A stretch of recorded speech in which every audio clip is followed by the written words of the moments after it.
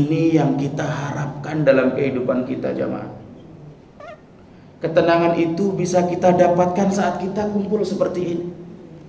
Saya yakin hati-hati jamaah semuanya, Bapak Ibu semuanya sekarang sedang mendapatkan ketenangan yang diharapkan selalu hadir dan ada di setiap nafas kita hembuskan.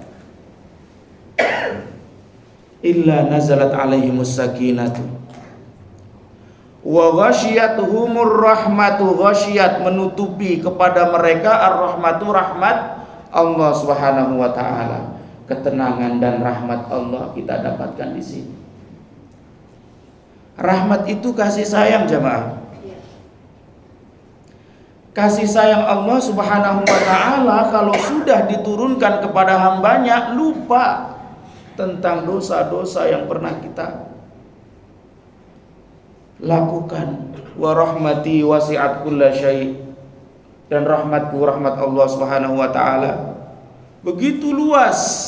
Wa rahmati sabaqat ghadabi, dan rahmatku, rahmat Allah Subhanahu wa taala itu lebih memenangkan atau lebih kuat atau lebih besar daripada murka. Di tempat ini adalah sumber ampunan Allah. Di majelis seperti ini adalah sumber ampunan Allah Subhanahu wa taala. Maka barang siapa yang menghadiri majelis-majelis seperti ini, ketenangan dia dapatkan. Rahmat Allah, ampunan Allah dia dapatkan.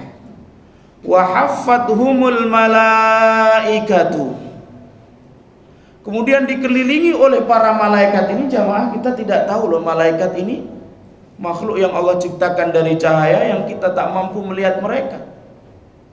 Mereka menyaksikan kita dan menyatat segala aktivitas kita. Di sini majelisnya malaikat tadi yang saya katakan. Ngapain malaikat? Nanti ada hadis yang kedua yang akan saya sebutkan.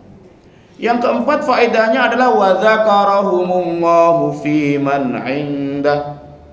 Kemudian Allah menyebut-nyebut kita semuanya, orang-orang yang hadir dalam majelis seperti ini, disebut-sebutnya di hadapan orang-orang atau para malaikat-malaikat yang ada di sisinya. Allahumma shalli ala sayyidina Muhammad. 4 hal ini kita dapatkan dalam majelis ini. Jadi sangat merugi saat kita ngumpul-ngumpul, kemudian ngumpul kita itu justru kita berdosa, bermaksiat. Mari kita ramaikan masjid ini, menghadiri majelis-majelis kajian yang sudah diadakan oleh masjid ini, insya Allah. Majelis seperti ini yang tadi adalah majelis malaikat tadi jamaah, mereka datang membersamai kita, kemudian melapor kepada Allah, dan Allah Maha tahu. Sebetulnya tidak perlu laporan, tapi Allah Maha tahu dan hikmahnya luar biasa. Kita tahu ataupun kita tidak tahu hikmah Allah, Allah memiliki hikmah. Melapor kepada Allah, ya Allah, di sana di Masjid Al-Ikhlas ada hamba-hambamu yang sedang duduk-duduk mendengarkan ayat-ayatmu, sedang berkumpul melaksanakan sholat jamaah, sedang berkumpul ingin mendengarkan kalimat-kalimatmu ya Allah. Kata Allah kepada para malaikat, adakah mereka melihatku wahai malaikat-malaikat? Para malaikat mengatakan tidak ya Allah. Seandainya mereka melihatku, apa yang akan mereka lakukan? Kata para malaikat, seandainya mereka melihatmu ya Allah, mereka akan lebih khusyuk dan lebih berlama-lama bermunajat dan beribadah kepadamu ya Allah. Apa yang mereka minta? Kata Allah kepada para malaikat, mereka memohon ridhomu dan surgamu ya Allah. Apa yang mereka minta dari perlindungan? Mereka memohon perlindungan apa? Kata para malaikat, mereka memohon perlindungan dari murka dan nerakamu ya Allah. Sampaikan kepada mereka wahai malaikat-malaikatku bahwa saya telah mengampuni mereka. Ya Allah, surga kita mohon, ridha Allah kita harapkan, murka Allah kita memohon perlindungan daripadanya. Neraka Allah juga kita memohon perlindungan daripadanya. Kemudian dalam riwayat hadis tersebut, para sahabat bertanya pada Rasulullah, "Ya Rasulullah, di antara jamaah itu kalau seandainya ada yang hadir karena ada makan paginya gitu, ada hajat gitu." Apa kata Rasulullah? Humul qaumu la yashqa bihim jalisuhum. Kumpulan-kumpulan kaum tersebut, satu pun yang hadir tidak akan mendapatkan kerugian, sekalipun hadir karena ada hajat tertentu. Sekalipun hadir dia ngantuk saja, sekalipun hadir dia nggak paham apa yang disampaikan oleh ustaz, sekalipun hadir karena ada motif awal, ada sarapan paginya. Humul qaumu la yashqa bihim jalisuhum. Kumpulan seperti inilah kumpulan yang tidak pernah rugi sedikit pun. Siapa yang hadir walaupun niatan awalnya niatan yang kurang tepat, ingin mendapatkan sesuatu karena ada sesuatu di situ. Daripada ngumpul di tempat-tempat yang tidak tepat, ngumpul di tempat-tempat yang tepat seperti ini, insya Allah juga kecipratan barokahnya. Orang-orang yang tadinya datang karena sarapan, alhamdulillah sekarang ikut jamaah, ikut mendengarkan tausiah, ikut mendengarkan informasi bahwa nanti ada kajian lagi Rabu, nanti malam Rabu ya Pak Andi, kayaknya ada makan malamnya itu. Datang lagi, alhamdulillah. Makanya sangat penting sekali kita ini at-ta'awun wa ta'awanu 'alal birri wat taqwa, bertolong menolong dalam hal kebaikan dan ketakwaan, yang memiliki rezeki yang lapang, daripada uangnya dibelanjakan pada hal-hal yang tidak memberikan faedah dunia dan akhirat untuk dia.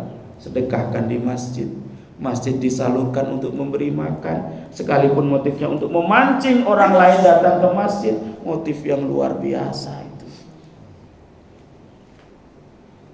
DKM memikirkan bagaimana memakmurkan masjid, orang-orang yang punya duit memikirkan bagaimana uang ini nanti tidak susah hisabnya di hari kiamat,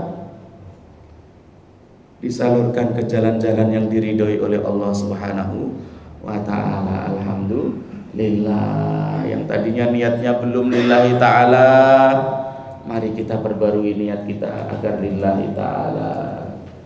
Yang tadinya niatnya ingin dapat sarapan, mari kita perbarui agar niat kita mendapatkan ampunan Allah, mendapatkan surga Allah, terhindar daripada neraka Allah, terhindar daripada murka Allah. Allahumma amin. Jamaah Masjid Al-Ikhlas yang dirahmati oleh Allah Subhanahu wa ta'ala, kutiba alaikumul qitalu wa huwa kurhul lakum. Ayat pertama yang dibaca oleh Pak Imam tadi dalam sholatnya.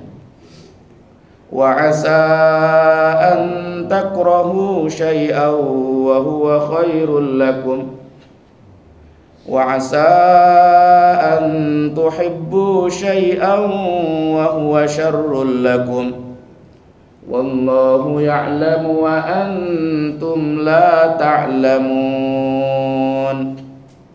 Kutiba ditetapkan, diwajibkan, alaikum ke atas kalian, al-qitalu perang, jihad di jalan Allah Subhanahu wa ta'ala, wa huwa kurhul lakum. Perang jihad tersebut adalah hal yang dibenci oleh kita, berat sekali.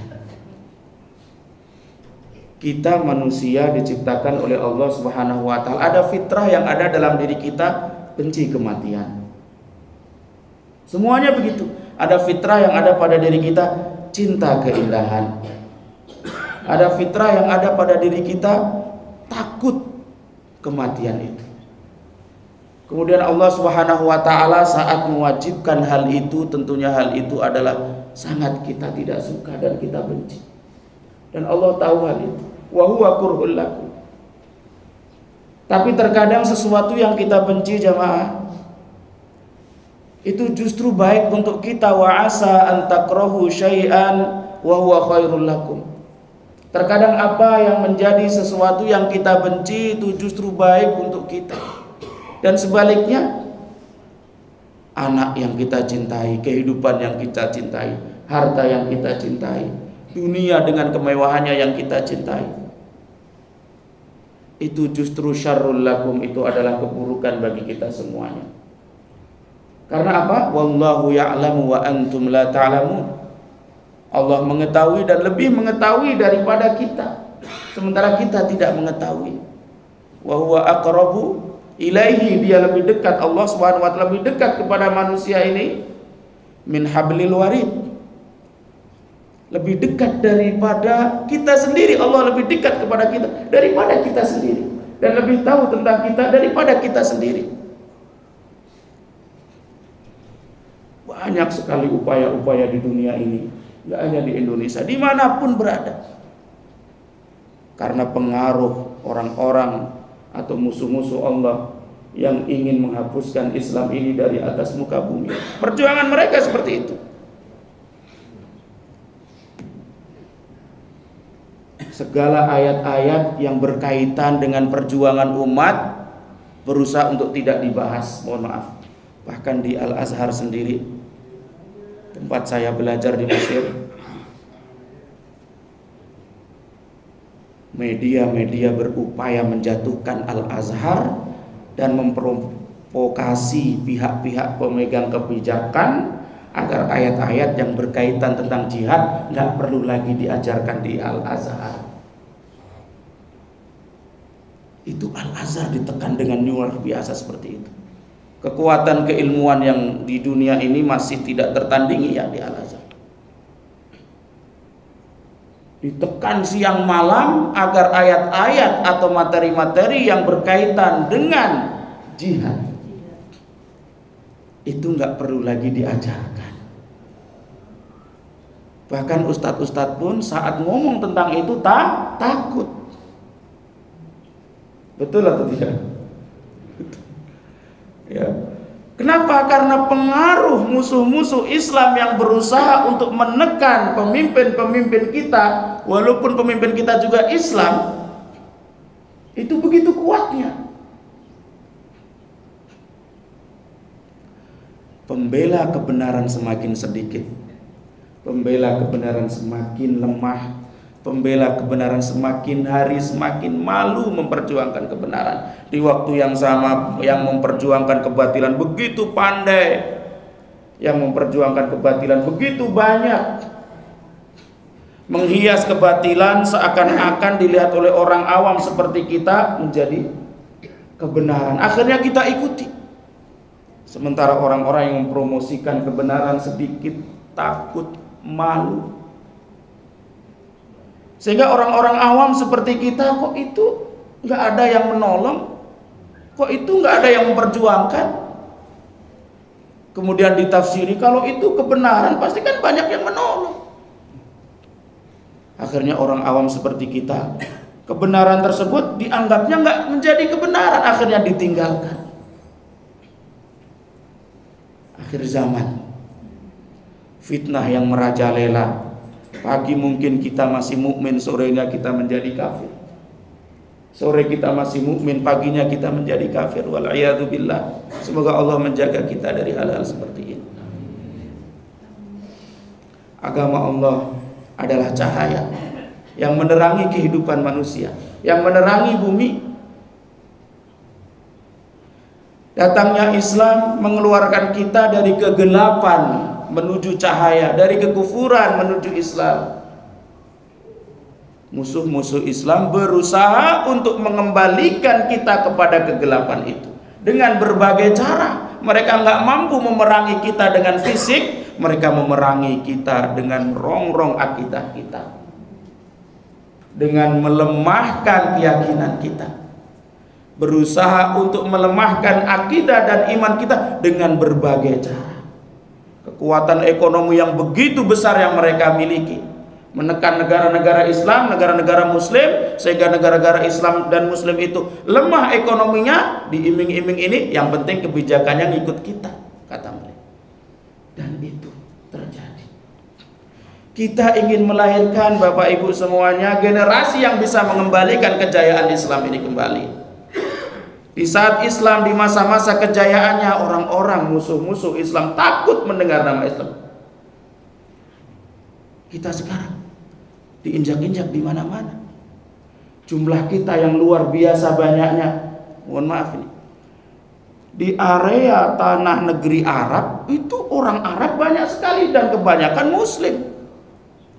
Ada satu negeri yang namanya Israel. Ini mohon maaf ini ada kamera. Nggak apa-apa nggak. Nanti tiba-tiba ada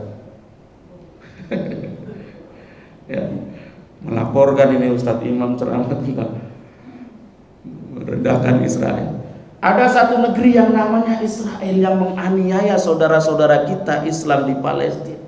Tak ada negeri-negeri Islam itu yang berani berkutik. Kita yang banyak di sini ini di Indonesia,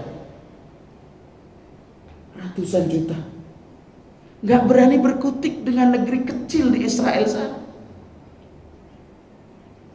Kutiba alaikumul qitalu wa huwa kurhul lakum, betul-betul itu kita benci dan kita betul-betul takut sekarang sudah.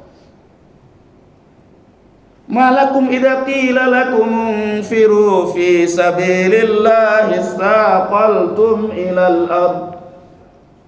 Wahai kalian, kenapa di saat kalian diminta untuk infiru, berlarilah, berjihadlah, berperanglah di medan Allah Subhanahu wa ta'ala, belalah agama Allah. Saqaltum fil ard, kalian merasa berat, seakan-akan ditimpa gunung, nggak bisa bergerak sedikit pun. Itu yang terjadi. Araditum bil hayatid dunya minal akhirah, kalian lebih ridho dengan kehidupan dunia daripada kehidupan akhirat. Fama mata'ul hayatid dunya fil akhirati illa qalil. Yang membuat kalian berat untuk bergerak menuju jalan Allah, kemudian lebih mencintai dunia daripada akhirat. Karena mata'ul hayatid dunya, kenikmatan kehidupan dunia yang sudah menguasai hati kita, penyakit wahan, kata Rasulullah SAW. Jumlah kalian banyak sekali. Datang suatu masa kalian dikerumuni oleh musuh-musuh kalian, sebagaimana mereka mengerumuni makanan yang ada di nampan dan di piring, dimakan bersama-sama. Apakah karena kita waktu itu sedikit, wahai Rasulullah SAW? Bukan. Bukan karena jumlah kalian sedikit. Walakinnakum husa'un ka husa'is sail. Kalian seperti buih. Kalian tertimpa penyakit wahan. Apa itu penyakit wahan? Cinta dunia dan takut mati. Orang-orang dulu di masa yang membawa kejayaan Islam, kematian di jalan Allah lebih dicintai daripada kehidupan di atas muka bumi yang terhinakan. Kalau tidak hidup mulia, lebih baik mati syahid. Hidup terhinakan, diinjak-injak, kemuliaan tidak dimiliki, sementara Islam ada di dada kita. Sayyidina Umar Ibnul Khattab mengatakan, nahnu qaumun, kita adalah kaum. A'azzanallahu bil Islam, Allah telah memuliakan kita dengan adanya Islam. Islam ini memuliakan. Ini tidak hanya sekedar berita yang disampaikan oleh beliau, tapi ini adalah motivasi agar kita ini mulia bersama Islam, tidak merasa rendah dengan adanya Islam, tidak malu kalau kita beragama Islam, yang kemudian kita ikut-ikutan musuh-musuh Islam yang justru ingin menghancurkan Islam kita ini, jamaah. Para ustadz-ustadznya malu menyampaikan kebenaran karena ditekan sana sini, diancam ke penjara. Kalau mau aman, diam kok, atau ngikuti kebijakanku. Semoga para ustadz-ustadz kita, para pembela kebenaran diberikan kekuatan dan dilindungi oleh Allah Subhanahu wa ta'ala. Ya Allah, inilah kehidupan kita jamaah. Ya. Dan itulah yang diupayakan oleh mereka siang malam. Mereka nggak pernah berhenti. Walan tarda ankal yahudu walan nasara hatta tattabi'a millatahum. Sampai kita mengikuti agama mereka, mereka nggak akan pernah berhenti. Mereka nggak akan pernah rela, mereka nggak akan pernah ridho. Orang-orang Yahudi dan orang-orang Nasrani, musuh-musuh Islam, nggak akan pernah berhenti berjuang sehingga kita mengikuti agama mereka. Dan ini sudah diberitakan oleh Allah kepada kita menggunakan kalimat walan dalam fi'il. Kajian ilmu nahwu, kalimat lan kalau bahasa Indonesianya artinya tidak akan, itu mengandung makna selamanya sampai sana hari kiamat. Nggak akan mereka pernah ridho kepada kita selama kita masih berpegang kepada agama Allah Subhanahu wa ta'ala. Berbagai upaya mereka lakukan agar kita tinggalkan agama ini, agar kita bercerai-berai, agar kita saling memusuhi satu dengan yang lain, agar kita menghindari persatuan, agar kita saling tikung menikung. Dan itu terjadi. Kejadian yang sangat menyedihkan jamaah semuanya saat kita melihat sesama muslim berperang atas provokasi musuh-musuh Islam. Antara kelompok ormas tertentu berselisih, berperang, saling mengkafirkan, saling menyesatkan. Padahal karena permasalahan yang kecil dalam fikih itu sudah dibahas oleh ulama-ulama kita, diprovokasi oleh musuh-musuh Islam. Perbedaan itu dijadikan umpan kita saling tuduh menuduh, tidak akur, tidak rukun. Apa susahnya seandainya kita muslimin di Indonesia bersatu? Ini musim politik tadi Pak Andi. Menyepakati satu pemimpin yang kita ridhoi bersama-sama, yang akan mengangkat harkat dan martabat agama Allah serta memperjuangkan bangsa dan negara ini sesuai cita-cita para pendiri bangsa. Tetapi provokasi-provokasi di luar begitu kuatnya sehingga kita sama sekali tidak diberikan kesempatan untuk bisa ngumpul bersama, diskusi bersama, bersatu bersama, memilih satu pemimpin yang kita inginkan dan kita ridhoi untuk memperjuangkan agama Allah. Sampai kapan kita seperti ini?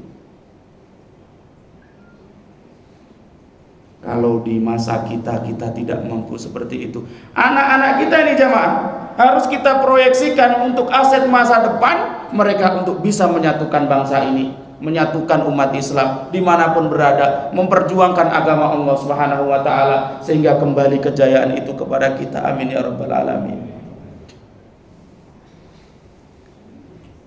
Hilanglah jati diri kita, hilanglah eksistensi kita karena kita tidak kompak, karena kita tidak bersatu lillahi ta'ala. Secara zahir bersatu tapi limaslahatin karena ada maslahat tertentu. Setelah maslahatnya didapatkan, kepentingannya didapatkan, buyar lagi. Wal-a'yadu billah. Kutiba alaikumul qitalu wa huwa kurhul lakum wa asa an takrahu syai'an wa huwa khairul lakum wa asa an tuhibbu syai'an wa huwa syarrul lakum wallahu ya'lamu wa antum la ta'lamun. Oke, perang fisik sekarang tidak. Kita di dalam Islam, dalam fikih, kita tidak boleh angkat senjata sendiri tanpa komando negara. Ini perlu dipahami ya. Karena semangat mendengarkan ceramah tentang jihad masing-masing bawa pedang sendiri, bawa senjata sendiri, pergi ke Israel ya, setor nyawa, nggak ada guna. Masalah jihad, masalah perang jamaah atas izin komandan. Komandan kita yaitu negara kita. Gitu. Kita tidak bisa sendiri-sendiri, tidak bisa. Ya, jadi jangan disalahpahami. Ya, karena negara kita sesuai dengan apa yang mereka lihat dan mereka pandang, tidak perlu untuk melakukan itu tadi dan belum waktunya,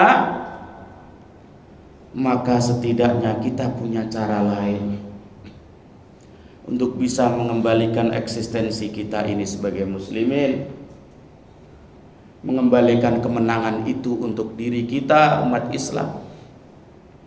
Apa cara yang bisa kita lakukan? Allah Subhanahu wa taala berfirman, wa'adallahu alladhina amanu minkum wa 'amilus sholihat. Allah menjanjikan kepada orang-orang yang beriman dan orang-orang yang senantiasa takwa dan beramal soleh di antara kalian. La yastakhlifannahum fil ardi kama stakhlafal ladzina min qablihim. Allah akan mengangkat mereka sebagai pemimpin-pemimpin yang tangguh, sebagaimana Allah menjadikan sebelum mereka pemimpin-pemimpin yang tangguh. Wala yumakkinanna lahum dinahumul ladzi irtada lahum wala yubaddilannahum min ba'di khawfihim amna. Kemudian Allah akan menjayakan, memuliakan agama yang mereka anut, Islam. Dan Allah akan menukar rasa takut yang mereka alami menjadi keamanan, kesejahteraan. Ya'budunani la yusyrikuna bi syai'a. Ya'budunani, mereka mengesahkan Allah, mentauhidkan Allah, menyembah Allah Subhanahu wa taala, tidak menyekutukan Allah dengan apapun dan siapapun. Iman, takwa, amal soleh, senantiasa beribadah, tidak menyekutukan Allah Subhanahu wa taala. Allah akan menangkan kita.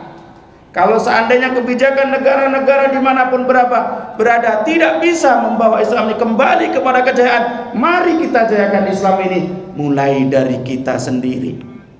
Solehkan diri kita, setelah solehkan keluarga kita, orang tua kita, istri kita, anak kita, keluarganya menjadi soleh. Satu keluarga soleh, keluarga lain soleh. Solehkan tetangganya, jadikan mereka tetangga yang beriman dan bertakwa, senantiasa bergotong royong dalam kebaikan.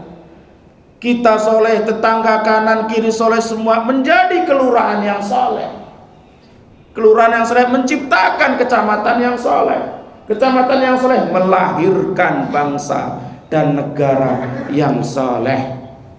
Alladzina amanu walam yalbisu imanahum bizulmin ulaika lahumul amnu wa hum muhtadun. Orang-orang yang beriman dan tidak mencampur adukkan keimanannya dengan kesyirikan,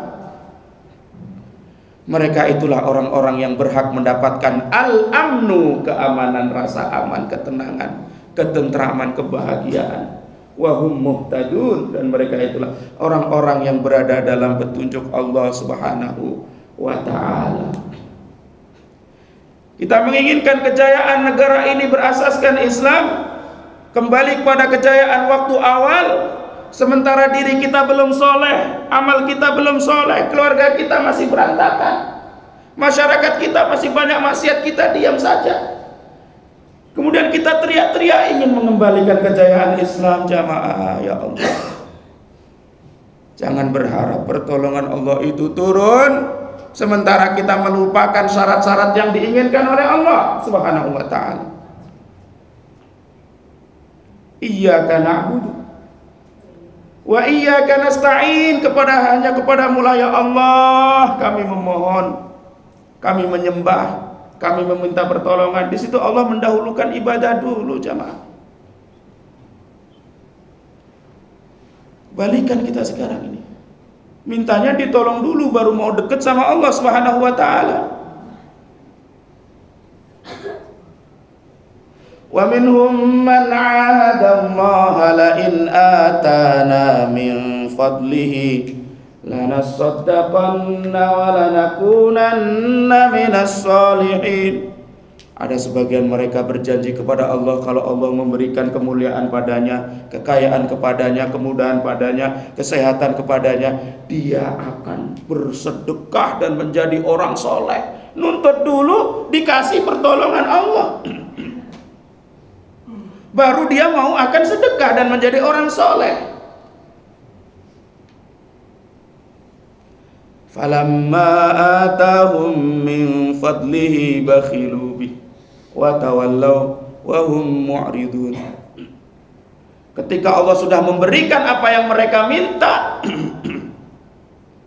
mereka pelit, tidak mau membelanjakan di jalan Allah dari apa yang Allah berikan. Kemudian mereka berpaling. Janganlah kita seperti Qarun. Ketika kekayaan sudah diberikan oleh Allah kepadanya, kemudian dia berpaling, menjadikan lupa dari Allah Subhanahu wa taala. Ya ayyuhalladzina amanu, wahai orang-orang yang beriman, la tulhikum amwalukum wala auladukum an dzikrillah. Wahai orang-orang yang beriman, janganlah melalaikan kalian harta kalian dan anak-anak kalian dari ingat Allah. Wa may yaf'al dzalika faulaika humul khasirun. Barang siapa yang melakukan hal itu, artinya cinta dunia, cinta anak, cinta harta, lupa Allah Subhanahu wa taala, faulaika humul khasirun, rugi dia. Sungguh dia orang-orang yang merugi. Innama amwalukum wa auladukum fitnah. Harta kalian, anak-anak kalian adalah fitnah, ujian. Wa innallaha 'indahu ajrun 'azim. Dan Allah Subhanahu wa taala di sisinya memiliki pahala yang sangat agung, luar biasa, jamaah. Kembali kepada kejayaan tadi. Inilah jihad kita, inilah qital kita yang diwajibkan oleh Allah Subhanahu wa taala, yang harus kita lakukan untuk bisa mengembalikan eksistensi kita yang akan hilang ini. Ayat yang terakhir ini tadi masih menyinggung apa yang dibaca oleh imam. Ayat yang terakhir yang dibaca tadi, wala tankihul musyrikati hatta yu'min. Janganlah kalian wahai laki-laki menikahi wanita-wanita musyrik sampai mereka mau beriman. Tidak boleh kita menikahi mereka. Wala amatum mu'minatun khairum min musyrikatin walau a'jabatkum. Hamba sahaya yang mukmin, wanita hamba sahaya budak yang mukmin lebih baik untuk kalian daripada wanita yang musyrik. Wala tunkihul musyrikina hatta yu'minu. Wahai bapak-bapak, janganlah anak-anak perempuan kalian kawinkan dengan laki-laki yang musyrik. Wala abdun mu'minun khairum min musyrikin walau a'jabakum. Orang budak laki-laki yang mukmin lebih baik untuk putri-putri kalian daripada laki-laki yang musyrik. Sekalipun wanita musyrikah tadi atau lelaki musyrik ini kalian lebih mencintai secara zahir dan secara dunia, lebih ganteng, lebih kaya, seakan-akan lebih sopan.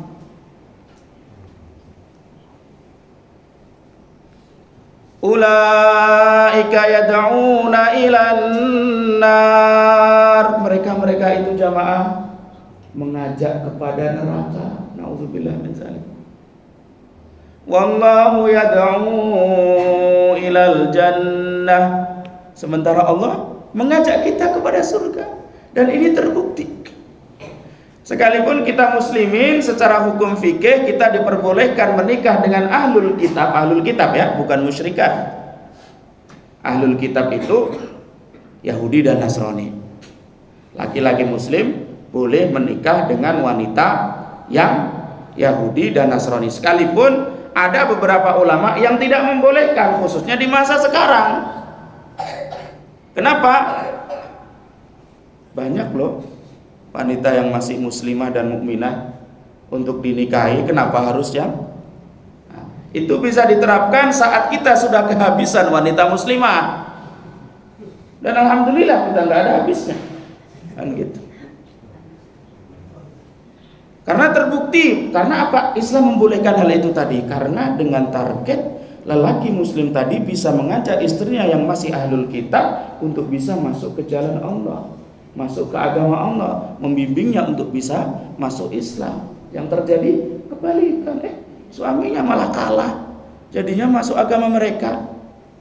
Karena kejadian-kejadian seperti itu udah tidak bisa direlevankan lagi, begitu.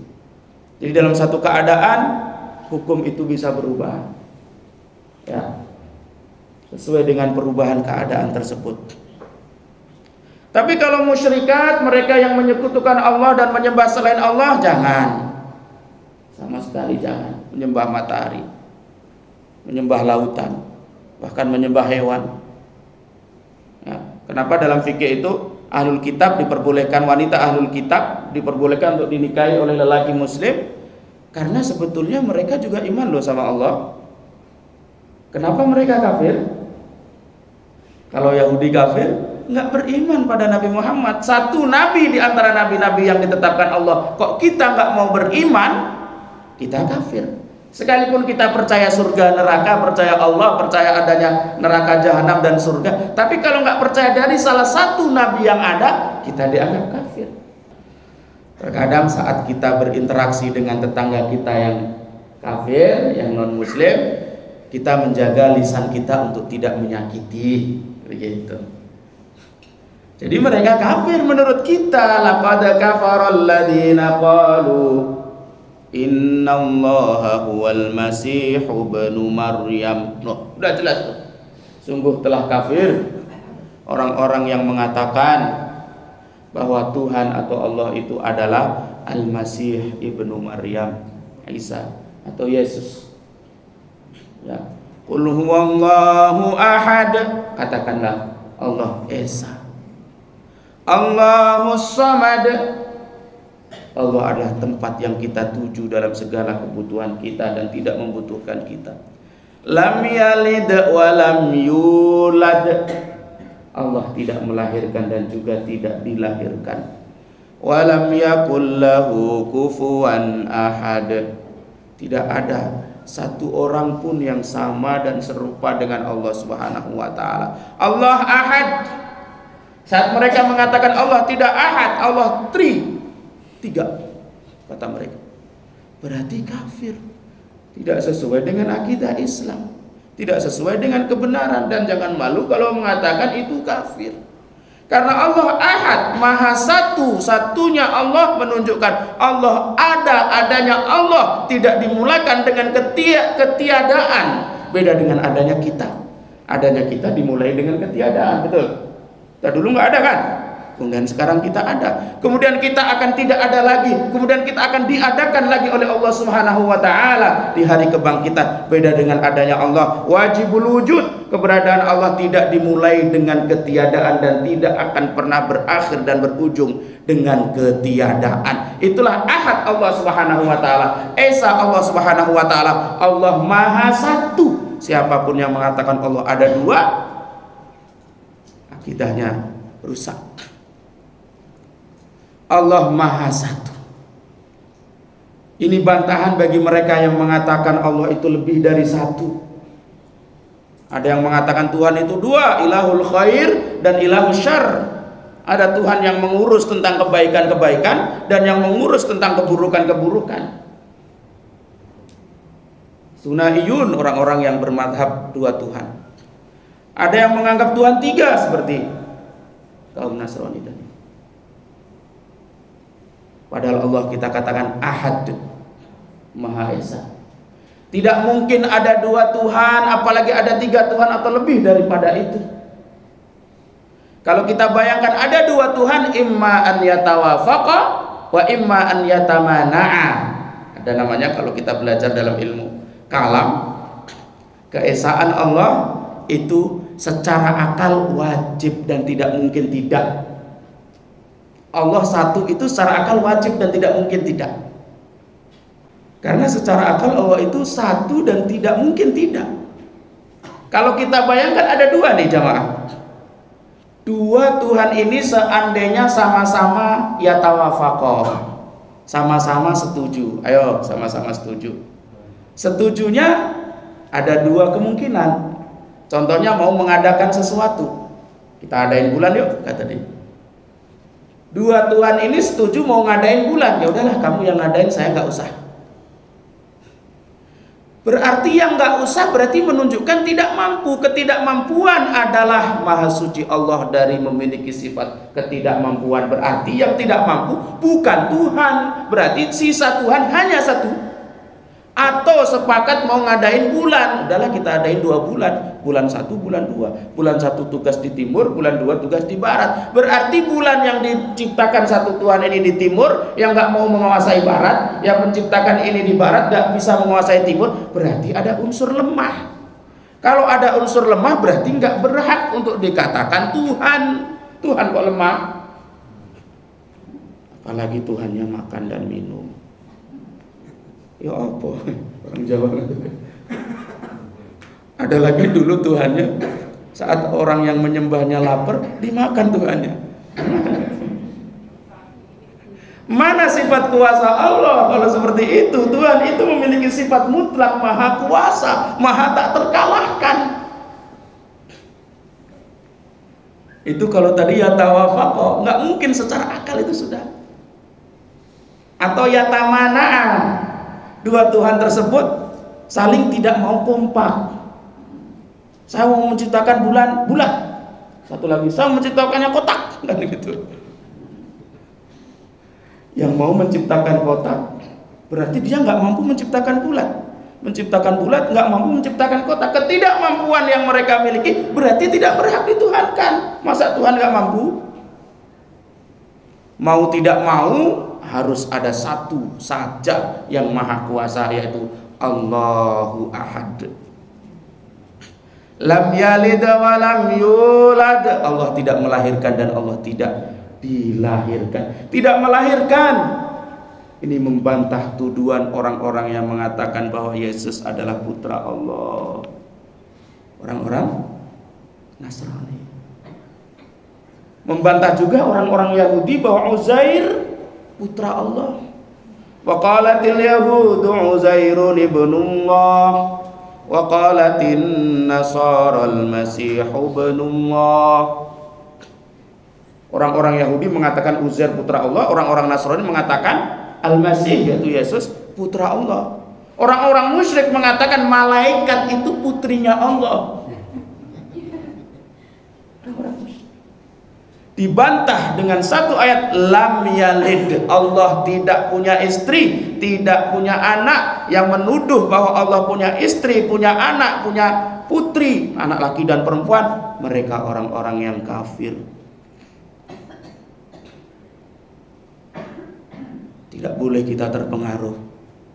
Walam yulad, dan Allah tidak dilahirkan. Keberadaan kita wujud di atas muka bumi karena kita dilahirkan oleh orang tua kita. Orang tua kita dilahirkan oleh orang tua kita, dan seterusnya. Allah keberadaannya bukan dari orang yang melahirkan. Al-Masih Isa alaihissalam, Yesus dilahirkan atau tidak? Dilahirkan. Allah membantah melalui ayat ini bahwa yang dilahirkan tidak patut menjadi Tuhan. Kalau seandainya itu terlahir tanpa seorang laki-laki, itu adalah ruh Allah yang ditiupkan, Mana yang lebih keren, Yesus atau Nabi Adam? Nabi Adam lebih keren. Kalau Yesus lahir dari seorang wanita tanpa ayah, Adam lahir bukan dari wanita, bukan pula dari laki-laki. Lebih keren. Mestinya Adam lebih berhak dituhankan kalau mengikuti itu logikanya. Allah sifatnya lam yalid, Allah pula sifatnya lam yulad. Walam yakul lahu kufuwan ahad. Gak ada siapapun yang bisa serupa sama Allah. Kalau dia masih makan, minum, masih tidur, masih menikah, punya istri dan punya anak, ya gak berhak dijadikan Tuhan. Walayatubillah. Ya. Musim-musim seperti ini kita orang awam tidak boleh terpengaruh, tidak boleh goyah akidah kita. Bahwa akidah kita dalam ketuhanan kita Allahu Ahad, Allah Maha Esa. Allah lam yalid, Allah tidak melahirkan, tidak punya anak laki ataupun anak perempuan. Lam yulad, Allah pun tidak dilahirkan. Siapa yang berbeda dengan akidah ini, lakum dinukum waliyadin. Silakan kalian peluk agama kalian, saya pertahankan agama saya. Dan inilah agama yang akan saya bawa kembali kepada Allah Subhanahu wa ta'ala. Ya, sampai jam berapa ini? Udah habis ya. Biasanya sampai terbit matahari, di jadwal terbit matahari 5.35, jam 5.35 ya. Biasanya jamaah mengingatkan juga saat terbit matahari yang ada di jadwal untuk tidak langsung sholat ya, nunggu 10 menit atau paling 15 menit, kalau bisa sampai 20 menit. Karena dalam hadis Nabi SAW, waktu terbitnya matahari itu waktu makruh untuk melaksanakan sholat. Kapan diperbolehkan? Nunggu sampai matahari meninggi qadrar rumh. Rumh itu anak panah, tombak. Nah, ya kira-kira paling cepatnya 10 menit, 15 menit sampai 20 menit itu baru melaksanakan sholat. Dan itu sudah terhindar daripada waktu yang makruh. Seperti itu. Ya, demikian. Semoga penyampaian ini bisa memancing diskusi selanjutnya. Mungkin masih ada waktu untuk bisa diskusi sambil menunggu sarapannya dipanasin gitu. Monggo Pak Andi. Luar biasa Ibu, terima kasih banyak. Semoga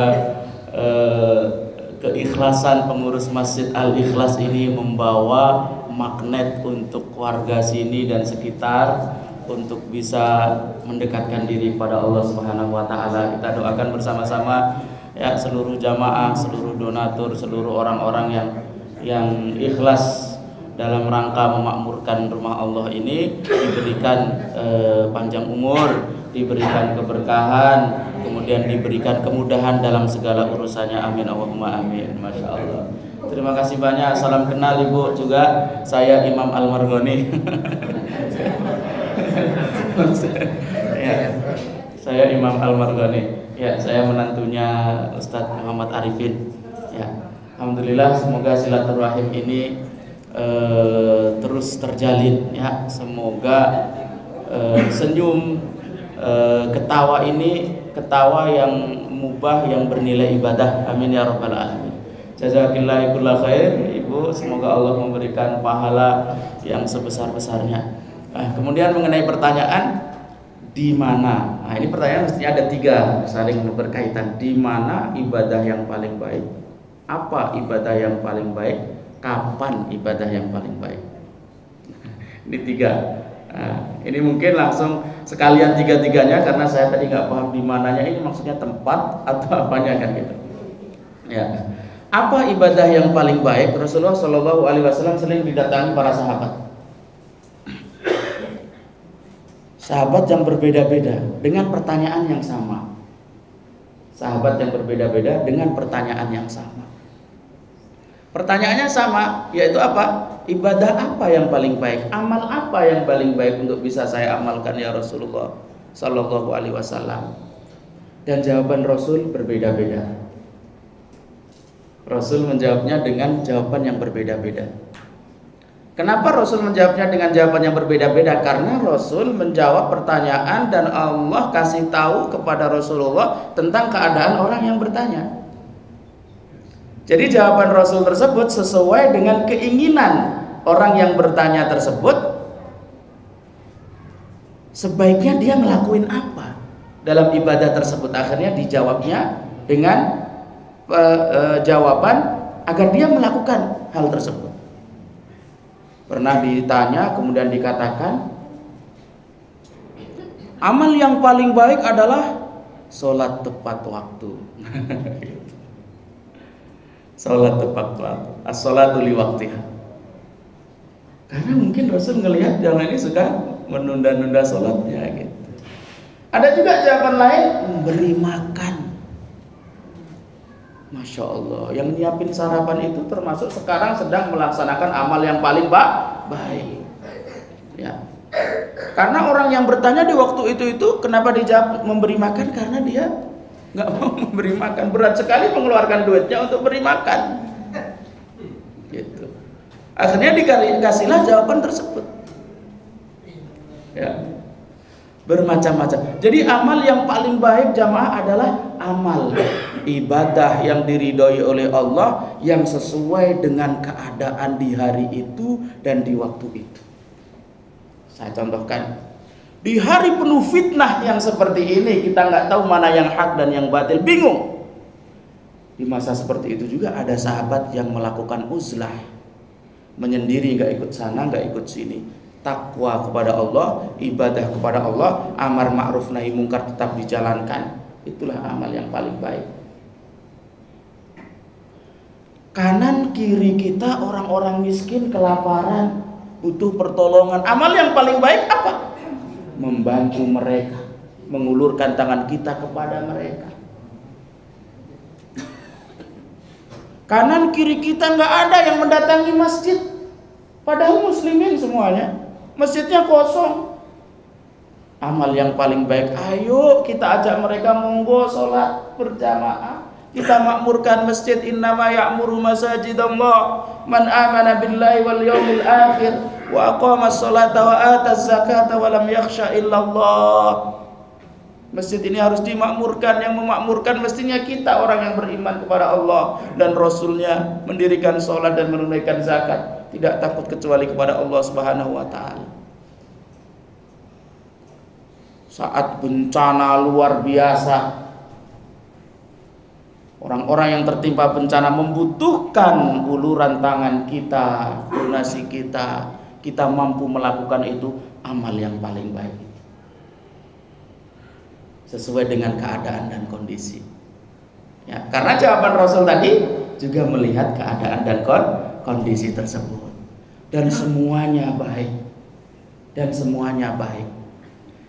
Kemudian kalau di mana tempat ibadah yang paling baik, nah itu para ulama menjelaskan. Contohnya kita dijelaskan bahwa sholat di Masjidil Haram itu pahalanya sama dengan 100.000 kali sholat di masjid lain, dan seterusnya.